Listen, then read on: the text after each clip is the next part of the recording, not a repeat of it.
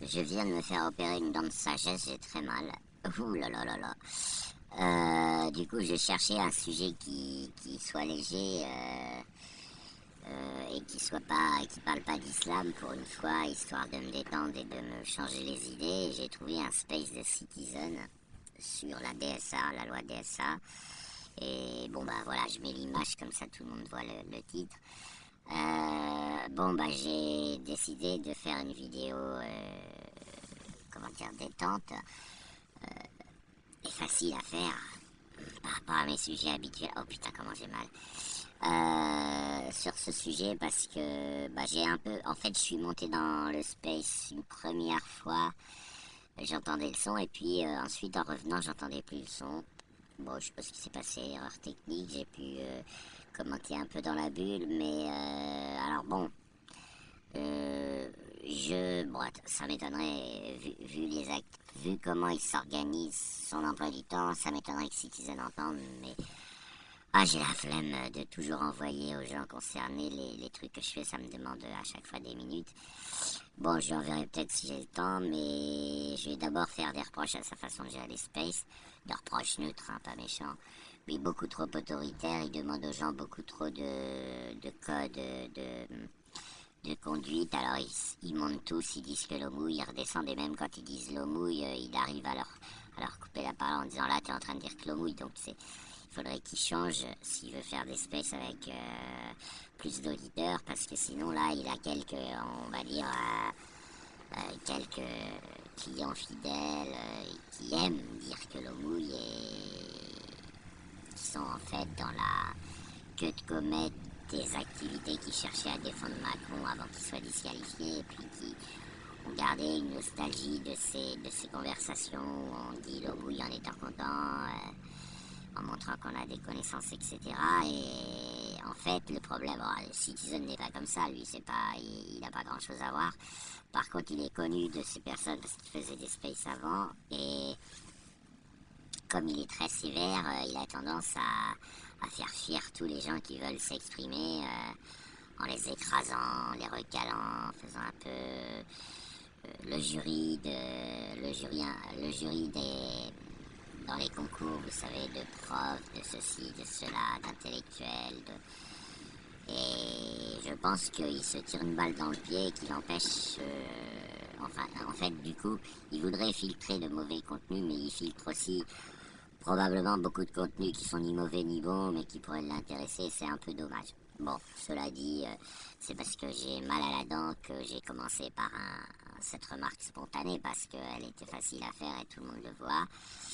C'est même parfois spectaculaire où les gens ils montent tout tremblants, ils cherchent leurs mots pour pas être redescendus, puis pof, ça marche pas, ils sont quand même redescendus, ils passent pas l'examen, ils sont recalés, voilà. Donc ça c'est un peu... Après je sais pas comment il fait sur TikTok parce qu'il a plutôt migré sur TikTok. Mais c'est un peu dommage parce qu'il y a sûrement des gens qui auraient des concepts. Je dis pas qu'ils vont dire des trucs vrais ou faux, mais je dis qu'ils auraient des concepts à proposer sur ces sujets qui pourraient ensuite être analysés et débunkés. Ensuite, deuxièmement, moi c'est pas la première fois que je le vois faire des spaces sur la désinformation. Et là, il y a vraiment beaucoup à dire parce que il fait partie de ces... Bon, je sais pas, c'est pas un énorme influenceur, hein, il a pas 100 000 abonnés, mais il fait partie de ces hôtes de space, ou entre guillemets d'influenceurs, qui véhiculent une parole qui aujourd'hui, auprès du grand public des réseaux sociaux, est considérée comme autoritaire. Enfin, il fait un peu ministère de la vérité, quoi. Il évoque ça. C'est injuste à son égard, parce que c'est plutôt quelqu'un qui est sérieux, qui est organisé, mais le problème c'est que comme il a une voix un peu virile et qu'il est autoritaire, bah du même coup il se prend ça en retour. Et par ailleurs il développe des concepts qui n'ont pas de sens, qui alimentent aussi ça. Je vais donc prendre des exemples. Il est contre la désinformation sur les réseaux sociaux. Bon, qui n'est pas contre la désinformation sur les réseaux sociaux? Qui n'est pas conscient du danger que les réseaux sociaux peuvent permettre de renverser un pays, retourner une élection, enfin bref, que c'est la guerre. Mais très souvent, les exemples qui vont ensuite être apportés sont des exemples idéologiques. Et il y a pour moi, il y a deux défauts dans ce qui... Alors, c'est pas de sa faute, hein, c'est aussi les intervenants, mais il y a deux défauts dans ce sujet qu'il aborde. Il aborde cette loi de ça qui est pas mal, hein, qui menace des grosses... Enfin, si vous voulez, des institutions, on va dire, élues démocratiquement, même si je sais que ça ferait hurler des gens de dire que l'Europe est élue démocratiquement. On va faire le postulat, hein, on va dire, même si c'est pas vrai, des commissaires européens et compagnie, montrent les dents et disent aux GAFA, aux grandes multinationales de propagande et d'influence et de réseaux sociaux, puisqu'elles sont c'est tout en un. Attention, on va vous faire payer vos écarts, un certain nombre de règles qu'on va vous imposer. Ça, c'est très bien. Mais, évidemment, c'est une fausse loi. C'est une loi qui fait semblant et qui ne va éliminer que ce qui n'était pas important à éliminer. Bon, à part peut-être des images ultra-violentes, interdites, illégales. Et encore, parfois, on a peut-être besoin de les montrer pour sensibiliser les gens. Mais bon, passons, c'est un autre débat. Je m'explique. Il y a un concept de modérateur ou de signaleur de confiance. Il n'y a rien de pire. Quand quelqu'un postule pour être un signaleur de confiance, il faut immédiatement le jeter. On sait que c'est quelqu'un qui se prend pour supérieur aux autres. Et il n'y a même pas besoin d'examiner les candidatures. Donc, le concept, il est mort, né. Ou, s'il est lancé, ça va donner un crash qui est observé dans de nombreuses entreprises et qui... Alors, dans les entreprises un peu moins, parce qu'elles sont soumises quand même à une contrainte de rentabilité, mais qui s'observent dans les administrations françaises qui n'y sont pas soumises et qui donc se sont énormément dégradées du fait de ces petits jeux aristocratiques où vous avez des sous-employés et des suremployés. Vous voyez, il y aurait des signaleurs de confiance et il y aurait des cons qui seraient inférieurs et qui diffuseraient des erreurs, des mensonges, de la désinformation, mais grâce à des signaleurs neutres et indépendants, on pourrait lutter contre. Résultat, ce que vous avez généralement, ça se passe pas du tout comme ça. Ça, c'est le vœu pieux.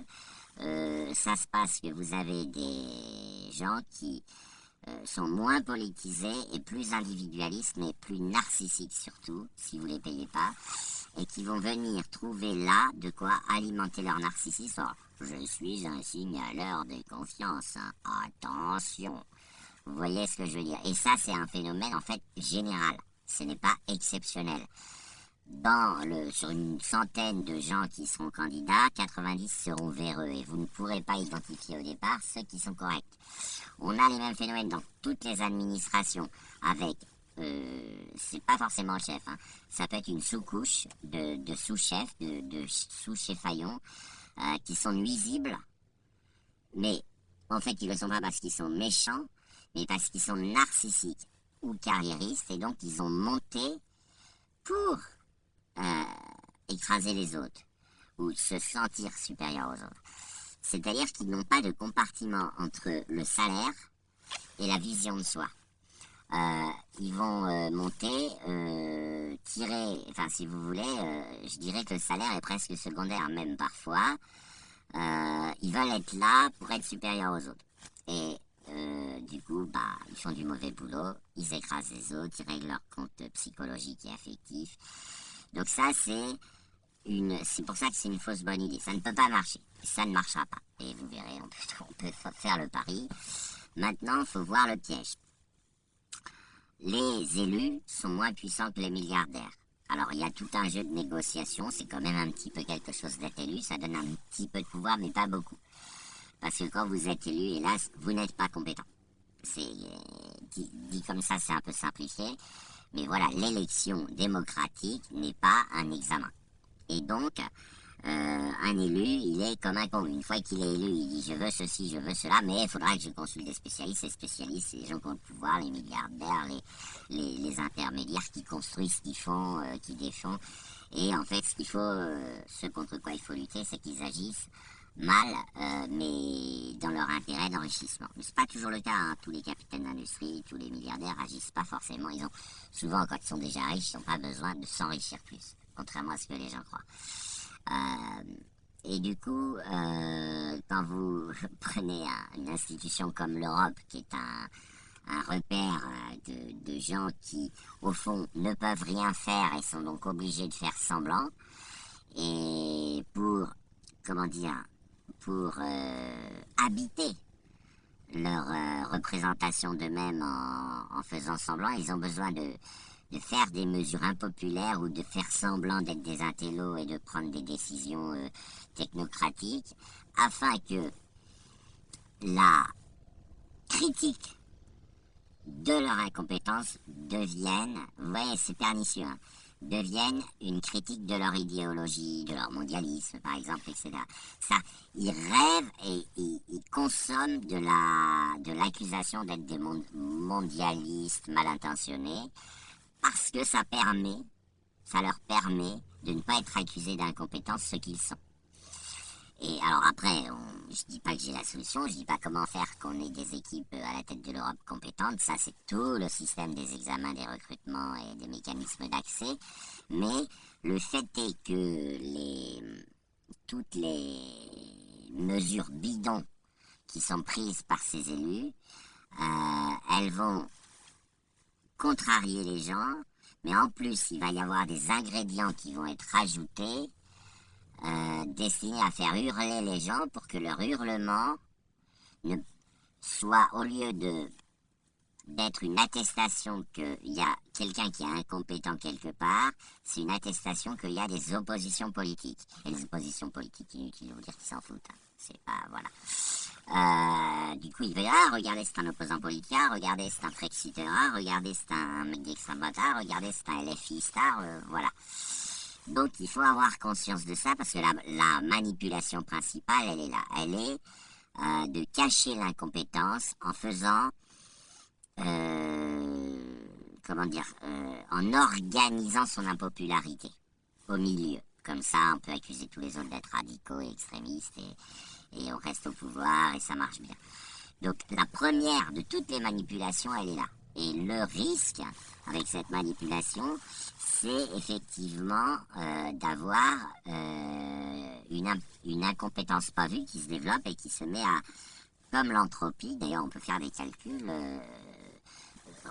détruire réellement beaucoup de choses. Voilà, avec des conséquences assez graves. Alors, cette loi de DSA, elle est pour... déjà, elle est tautologique. Quand vous lisez Wikipédia, ils disent « Nous mettons en place un dispositif de loi qui permet de vérifier les contenus illégaux. » Nous mettons en place des lois qui permettent d'interdire ce qui est contraire aux lois que nous mettons en place. C'est tautologique, c'est circulaire, ça va pas. Donc déjà, la page Wikipédia, vous pouvez l'acheter. Ce qu'on peut retenir, c'est qu'ils veulent taper à la caisse. Et ça, c'est très bien. Ça, c'est un point qui est excellent. Ils négocieront comme ça. Et en plus de ça, ils vont remplir les caisses, etc. Ils vont piquer du fric au GAFA pour les mettre dans les caisses publiques. Enfin, disons, en première lecture, c'est très... donc, ils feront des inspections aléatoires, comme quand on fait des contrôles routiers, mais il suffit d'une seule qui déconne, et pof, le GAFA va payer très cher, et donc, je résume, hein, je donne le principe, et donc il va réorganiser ses algorithmes et son utilisation de l'intelligence artificielle de manière à faire attention. C'est bien, il faut. Il y a un des trucs, mais le problème c'est que ce serait à faire dans plein d'autres domaines du capitalisme, et puis surtout, le problème c'est qu'on ne sait pas si on va pas détruire les entreprises. Hein. Voilà, alors les GAFA ils sont solides, donc on se dit c'est pas grave, on peut y aller, parce que en empêchant des gens d'être malhonnêtes, vous pouvez aussi les empêcher de vivre quand il s'agit de personnes morales, de grosses structures. Je vais prendre un exemple très simple. Aujourd'hui, le système est organisé de manière à ce que une grosse boîte, moi j'en ai été victime, hein, je le sais, donc Vueling, dans le contrat, elle doit vous assurer un retour en avion s'il y a un problème, même s'il y a un problème. Dans la pratique, elle vous fait attendre 3 jours, elle vous loge, voilà, elle attend que les gens se découragent, reprennent un Air France ou un autre avion, rentre et porte plainte. Et puis c'est seulement des gens qui portent plainte qui seront remboursés, mais ils n'auront pas de pénalité. Ce qui fait que les boîtes, de même, vous voulez, dans beaucoup de cas, vous voulez couper un abonnement, c'est si vous portez plainte que vous serez remboursé. Ce qui fait que comme 10% des gens portent plainte seulement, 90 ne sont pas remboursés et pourtant il n'y a pas de supplément, ou rarement du supplément. Bref, il y a des trucs qui vont pas à ce niveau-là. Et pourquoi les pouvoirs publics font rien? Parce qu'ils se disent, ah bah ouais, mais sinon, si on oblige les opérateurs à être honnêtes et à respecter leurs contrats sans attendre que les gens portent plainte, c'est-à-dire, quand je dis les obliger, c'est-à-dire, quand une personne porte plainte, non seulement tu dois rembourser la victime, mais tu dois multiplier par 1000 en tant qu'amende pour que la firme, elle immédiatement mette fin à sa pratique, puisque ce sont des pratiques prévues, ce ne sont pas des erreurs évidemment. Ok, donc là les pouvoirs publics c'est là, ouais, mais si on fait, imaginons un mec, il porte plainte, il est indemnisé de 1004 et puis la boîte elle doit payer 140 000 parce qu'on voit elle avait organisé ça. Les pouvoirs publics, ça, ouais, mais ça lui fera peut-être faire faillite, ça la fragile, enfin bref, voilà. Donc ça, c'est pas mal, ce truc, sauf que il y a un point qui est absolument inouï, c'est qu'il n'y a pas de désinformation sur les réseaux sociaux. Eh oui. Alors, bon, ça paraît du troll quand je dis ça, alors je vais le dire mieux. La désinformation n'est pas la désinformation auquel on pense et qui sont chers à notre camarade Citizen, ça n'a rien à voir. Les rares désinformations qui seraient attrapables sont sans incidence dans la manipulation des opinions. Les manipulateurs ne cherchent pas à convaincre les gens que quelque chose est vrai ou que quelque chose est faux. Ils cherchent à les amener à défendre des causes. Et pour ça, il n'y a pas besoin de désinformation. Et même la désinformation, elle n'est que partiellement productive parce que vous pouvez avoir un retour de manivelle quand le fake est démenti. Et après, c'est compliqué parce que les escrocs se basent sur c'est la première impression qui compte. Donc même quand c'est démenti, la personne aura fabriqué des circuits qui l'amènent à avoir été influencée, etc. Et du coup, moi, en 5 ans, à plein temps, hein, donc, et avec des outils mathématiques, je peux vous dire que la désinformation, ça compte pas. C'est c'est l'homéopathie. C'est la petite dragée. C'est le seul truc sur lequel on peut trouver des mots simples pour le condamner, alors on le condamne. Et c'est là où je dis que c'est une arnaque parce que les dirigeants européens le savent très bien. Ils savent très bien que lutter contre la désinformation, ça sonne bien, mais c'est ne rien faire. Parce que c'est rare et parce que personne n'est influencé et personne n'y gagne. Les réseaux sociaux, c'est des grands réservoirs de vomi. Et toute personne quasiment, à part peut-être une petite frange exceptionnellement bizarrement et fragile, tout le monde est conscient d'aller dans une mare, dans un marécage de vomi, de merde et de fake dans tous les sens et de tentatives d'influence dans tous les sens. Donc, si vous fatiguez les gens à faire la piste aux fake pour les faire retirer des réseaux sociaux ou pour tout simplement garantir qu'ils y apparaissent moins, vous n'allez pas changer les réseaux sociaux. Moi, je croise très très peu de fake non trolliques. Aujourd'hui, on a affaire à des mensonges à jonction qui ne relèveraient pas de la loi DSA, c'est-à-dire qui disparaîtraient pas à la suite de la loi DSA. On observe un traficage de mots que la loi DSA et contre lesquels ils ne peuvent pas lutter puisqu'il s'agit de paradigme. Je prends un exemple très bête. Il y a le plus gros colonisateur de l'histoire humaine, c'est l'islam. Il a réduit en esclavage 2 milliards d'individus. Il a écrasé des pays, il a écrasé tout le sud non américain quasiment. Et aujourd'hui, il traite de colonisateur un petit village d'Astérix de la taille de la Bretagne. Les gens oublient que l'islam a colonisé et traumatisé tout le sud, alors qu'il suffit de leur rappeler et ils sont bouche bée, hein, vous voyez. Et il n'y a aucune information ou désinformation, on est basé sur de l'oubli, sur de l'absence. C'est-à-dire que on a les pires colonisateurs de l'histoire humaine qui accusent un tout petit résistant de la taille de la Bretagne de ne pas vouloir se laisser islamiser, et ça marche. Mais là, qu'est-ce que vous voulez débunker comme désinformation? C'est des mots c'est des mots. C'est-à-dire que si je dis ça, il y a quelqu'un qui va dire ah non, les gens ils n'ont pas été colonisés par l'islam, ce n'est pas vrai. Ils ont été convaincus. Ils ont été appelés à l'islam, qui est le message. Vous voyez, ils vont juste reformuler. Qui a raison? Bah, personne en fait. Enfin, si factuellement l'islam a été très violent, donc on peut compter le nombre de morts et on peut évaluer une quantité de souffrance historiquement. Mais il n'y a pas, si vous voulez, de avoir raison ou tort quand on utilise le terme de tout le monde sait au fond de lui. Ça, il n'y a pas que moi qui le dis. Je veux dire, tout le monde, même un décolonialiste, est parfaitement conscient que l'islam a colonisé le Sud quasiment jusqu'à après l'Inde, avec l'Inde qui a résisté. Il n'a pas pu conquérir la Chine, mais tout le sud de l'URSS a été colonisé. Il a même colonisé des îles asiatiques comme l'Indonésie ou la Malaisie. Il a colonisé quasiment toute l'Afrique, sauf quelques pays qui ont résisté. Tout le nord de l'Afrique, évidemment, tout le Moyen-Orient. Et il n'y a que la Russie qui a résisté. Et encore, parce qu'il y a eu un mec qui a tué 50 millions, je ne sais plus combien, mais peut-être 40 millions de personnes. C'était pas un tendre, et donc l'islam est tombé sur un os, mais l'os c'était en fait, l'islam est tombé sur deux os, Staline et Genghis Khan, si je prononce bien son nom, qui évidemment, bon bah voilà, entre monstres, on ne sait jamais qui c'est qui va gagner. Donc Genghis Khan qui a tué 40 millions de personnes, Staline qui en a tué pas à peu près autant. Les deux plus gros monstres individuels, hein, je parle pas conceptuellement, les trois plus gros avec Mao Tse-tung ont résisté à l'islam. S'il faut être un monstre et tuer 50 millions de personnes pour résister à l'islam, il y a quand même un petit souci. Donc finalement tout le monde le sait. Et il n'y a aucune information ou désinformation, c'est des façons de présenter les choses.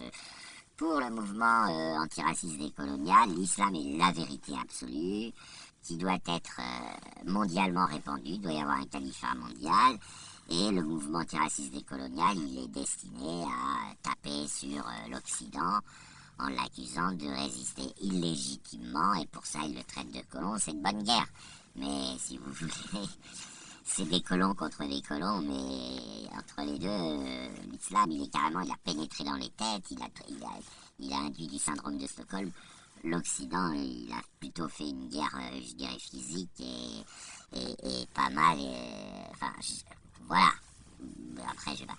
Et tous les réseaux sociaux hystériques, toute la propagande, toutes les déstabilisations sont basées sur des choses auxquelles les gens ne croient pas.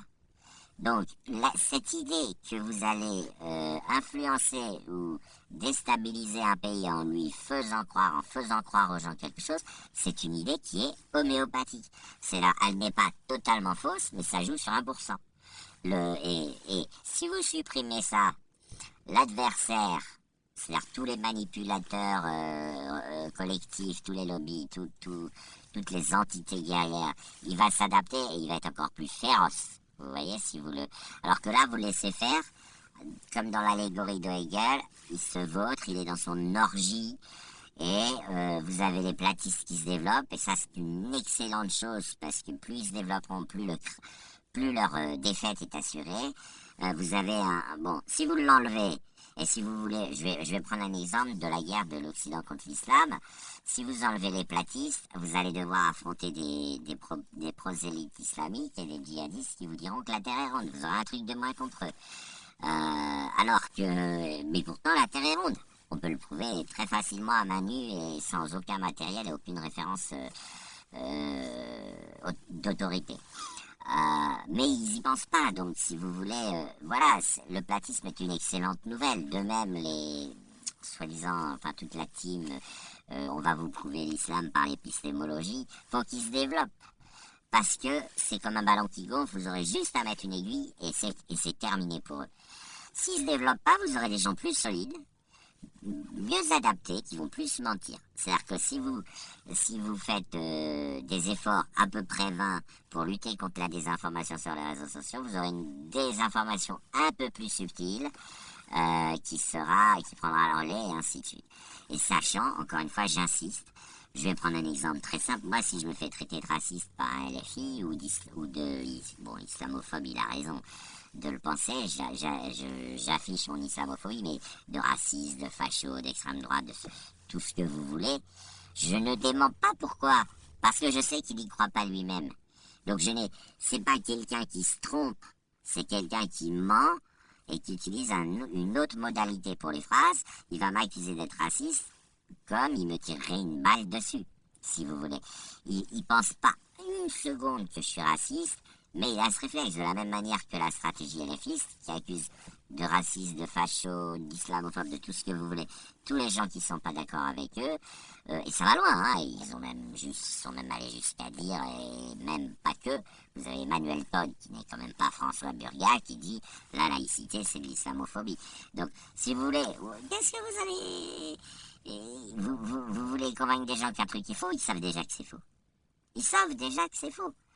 La désinformation, ça marche, c'est homéopathique. Et du coup, l'Europe, quand elle propose de lutter contre la désinformation, la réalité, c'est que vous risquez, d'abord ça va pas marcher, ça va être un gaspillage de ressources. Ensuite, en faisant une erreur express, en faisant un truc qui ne veut rien dire et qui ne sert à rien, ils vont prendre des coups. Et en prenant des coups, le coup suivant, ils auraient peut-être des solutions un peu intelligentes à proposer, parce que c'est un sujet d'étude, on ne débarque pas avec les solutions du café du commerce, eh bien, elles seraient bloquées à cause du précédent bidon. C'est-à-dire que quand vous avez crié au loup une fois, c'est les gens qui crient au loup. Donc, moi, je voudrais vraiment insister sur le fait que les réseaux sociaux ne diffusent rien de fiable, que la plupart des gens le savent, et que ce qui a le plus d'influence en termes de propagande sur les réseaux sociaux, ce sont les défenses de cause et les engagements sur une cause.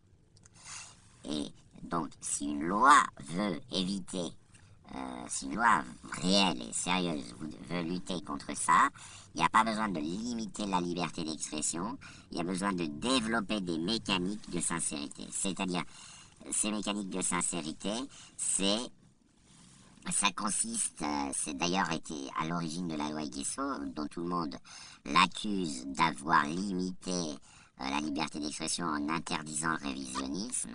Et là, très peu de gens sont au courant, dans la loi Guesso, qu'elle a été faite pour interdire aux gens, aux promoteurs du révisionnisme, de se répandre, enfin de diffuser leur propagande nazie, pour une raison, c'est qu'ils ne la pensaient pas. Ils n'étaient pas sincères. Dieudonné, Soral, tous les révisionnistes du paysage de l'époque, et qui d'ailleurs pour certains agissent encore, hein, Dieudonné c'est une vidéo par jour, ou quasiment une vidéo par jour de propagande nazie, tous ces gens savent aussi bien que nous que la Shoah a eu lieu, etc. Et donc, c'est pas une liberté d'expression qui a été limitée en l'état, c'est une liberté de mentir sciemment dans une intention obscure, on va dire. Enfin, en tout cas, le mensonge, il est sciemment fait, il est sciemment énoncé. Par exemple, la démarche de Soral est une démarche où il ment volontairement 80% du temps. Il a été condamné au titre des lois, parce que les lois, elles peuvent évidemment pas accuser quelqu'un de mentir sciemment. Elles peuvent l'accuser de mentir, mais elles peuvent pas l'accuser de mentir en le faisant exprès. Il a été condamné, mais s'il y a un concept qui a travaillé, c'est d'avoir une réflexion législative sur la sincérité. Parce que ça sert à rien de débunker une information auquel les gens ne croient pas, et qu'ils diffusent en se sachant mentant, en se sachant mentir. Vous ne lutterez pas contre les révisionnistes visés par la loi Guesso en leur disant que la Shoah a eu lieu, parce qu'ils le savent, ils le pensent, ils le savent, ils le pensent. Si vous voulez, admettons qu'il n'y ait pas de vérité absolue, ils le pensent. Et ça peut être établi de plein de manières différentes. Ils pensent profondément, comme vous et moi, que la Shoah a eu lieu. Et donc, ils se trompent pas quand ils disent qu'elle n'a pas eu lieu. Ils mentent exprès pour atteindre un certain but. Et c'est à peu près le cas de tous les mécanismes de propagande qui se situent sur les réseaux sociaux. par exemple, les gens qui disent dans le milieu islamo-gauchiste, qui disent l'islamophobie, c'est du racisme, ils savent qu'ils mentent. C'est parce qu'ils savent qu'ils mentent qu'ils sont d'ailleurs efficaces et qu'ils arrivent à laver le cerveau des gamins. S'ils ne savaient pas qu'ils mentaient, les affaires seraient plus difficiles pour eux. C'est l'aplomb que leur donne le fait de savoir qu'ils mentent et de soutenir des mensonges et des mensonges d'injonction qui leur donne cet aspect guerrier et difficile à restreindre, si vous voulez. Si un LFI pensait vraiment que, je sais pas moi, que Retailleau est raciste, il serait beaucoup moins efficace. C'est parce qu'il ne le pense pas, mais qu'il le répand sur les réseaux sociaux, qu'il va faire de l'effet, parce qu'il va choisir des trucs, il va trafiquer le langage et tout. Donc, pour moi, voilà, après, il y a plein d'aspects que j'ai pas abordés, hein, qui sont concernés par le Space the Citizen, mais l'affluence, disons que beaucoup de contenus ne relèvent pas de la défense d'une cause ou de l'affirmation ou d'une affirmation. TikTok, par exemple, hors combat politique, c'est assez génial. C'est des personnes qui ont un miroir, un public. Alors après, on peut discuter de comment elles sont rémunérées pour vendre des produits de maquillage, etc. Mais si vous voulez, il s'est développé un art. Et moi, je le vois d'un bon œil, pour la bonne raison que j'ai collecté des dizaines de milliers de vidéos d'ados qui développent la gloire de la femme. Or, c'est exactement le handicap psychiatrique, et c'est un handicap, c'est une amputation, qui est une conséquence de l'islam, qui est la destruction de la reconnaissance. Je ne parle pas dans une décision politique, mais même instinctivement, l'islam ne voit pas la femme, et donc il ne voit pas sa gloire. Et vous avez, en dehors de l'islam, énormément tout un monde masculin qui ne voit pas la gloire de la femme, qui pense que quand une femme est belle, c'est pour vous faire bander, ou pour que vous tombiez amoureux d'elle. Et cette dimension, voir la gloire du féminin, le TikTok, même s'il y a plein de défauts, permet de diffuser avec des milliards de vues, hein, et des milliards de vues, pas chez les jeunes, chez tout le monde. Les jeunes s'en foutent d'ailleurs, ils sont plus sévères que les vieux. De diffuser avec des milliards de vues une gloire du féminin que les gens ignoraient avant, tout simplement. Car pour eux, la gloire ne pouvait venir que de Rambo, de George Clooney, de John Wayne, de Henry Fonda, qui marche, voilà, ou de le Lonely Solitaire Cowboy de Lucky Luke. La gloire ne pouvait être que masculine. Et grâce à TikTok, les mecs, ils ont dégagé, les femmes, c'est elles les Lonely Solitaire Cowboy sur les vidéos, vous voyez. Et s'il y en a quelques-uns qui bandent en passant, au moins ils peuvent s'interroger et se demander s'ils n'ont pas besoin de se faire soigner. Donc vous avez des tas de choses qui se passent sur les réseaux sociaux et en moyenne, certaines sont largement positives.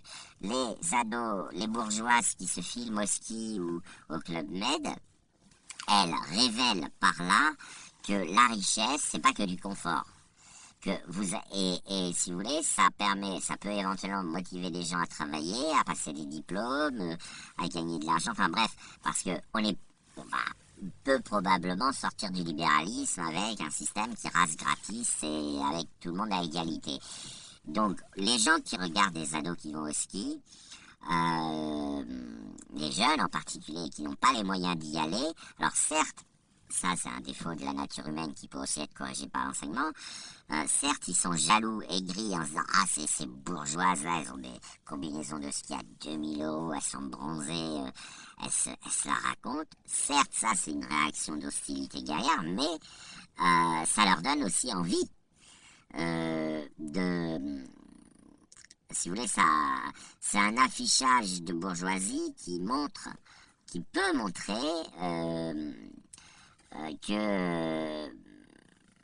qui peut casser les préjugés communistes et socialistes, si vous voulez, au sens où ça se redistribue pas.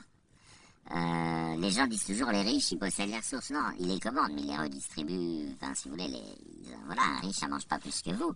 Dans des meilleurs restaurants peut-être, mais ça mange pas plus que vous. Donc vous avez des mécanismes comme ça qui se passent sur les réseaux sociaux qui peuvent être utiles et qui sont généralement d'ailleurs très difficiles à raconter dans une conversation parce qu'on vous traiterait de tous les noms.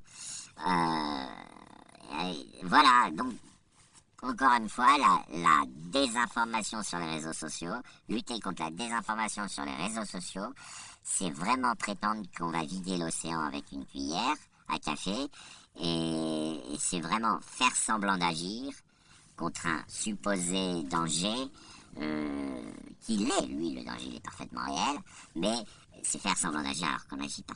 Voilà. Moi, je rigole d'avance. Tous les signaleurs de confiance, moi j'ai déjà assisté aux algorithmes, ce qu'ils vont faire, c'est buter tout ce qui est valable. Et il restera que la langue de bois, les lomouilles, les trucs qu'on pouvait entendre dans l'espèce macroniste à l'époque où ils étaient un peu... où ils roulaient des mécaniques. C'est-à-dire, vous aurez tout ce qui dépasse, quoi, risque d'être... parce que c'est pas, encore une fois, c'est pas la volonté qui sera telle. C'est l'algorithme qui, par prudence, il va tout dégager pour éviter l'amende sérieuse. Donc, par exemple, moi, j'ai 50 comptes qui ont sauté. Systématiquement, le tweet qui les a fait sauter, c'est que je postais des extraits, des photos, hein, des vrais extraits à la virgule près du Coran. Donc, l'algorithme, ce qu'il fait, il analyse, il fait une reconnaissance, il constate que c'est une monstruosité, pof, il dégage. Et pof, il bannit le compte. Donc on n'a pas possibilité de citer le Coran aujourd'hui, puisque le Coran, enfin en tout cas les dingueries qu'il contient, puisque les dingueries sont censurées par les algorithmes. Eh bien c'est ce type d'erreur où, pareil, vous voulez dénoncer quelqu'un, vous mettez un extrait de sa vidéo. L'algorithme reconnaît que la vidéo est inacceptable, il va faire sauter le fait que vous le dénoncez. Les algorithmes ne savent pas reconnaître que vous êtes en train d'alerter sur un contenu, et donc vous mettez le contenu pour montrer que c'est de la connerie, et l'algorithme, lui, va voir qu'effectivement, il ne veut pas laisser ce contenu en ligne, il va vous faire sauter. Bon, moi j'ai l'expérience de 50 comptes, alors comme je voulais faire des mesures et signaler au procureur de la République tout, j'ai tout gardé, hein, à chaque fois, le tweet, tout ça. Et donc, j'ai pas fait d'effort, parce que ça me gênait pas de sauter. Je refaisais un compte derrière, et puis voilà, j'ai les comptes d'archives et je suis shadowban. Donc, j'ai pas voilà, je pleure pas quand je saute. Mais, ces défauts-là, vous risquez de les multiplier. C'est-à-dire, tous les gens qui vont vous apporter un contenu carré, c'est-à-dire, je dis pas vrai ou faux, mais carré, c'est-à-dire qui dit quelque chose, qui ne dit pas rien. Vous voyez, ils vont sauter, par prudence. Et donc, il va vous rester rien du tout. Il va vous rester que si on veut relancer l'économie, il faut dynamiser les entreprises. Enfin bon, tout ce qu'on entend, les phrases toutes faites qui veulent rien dire sans contenu, voilà.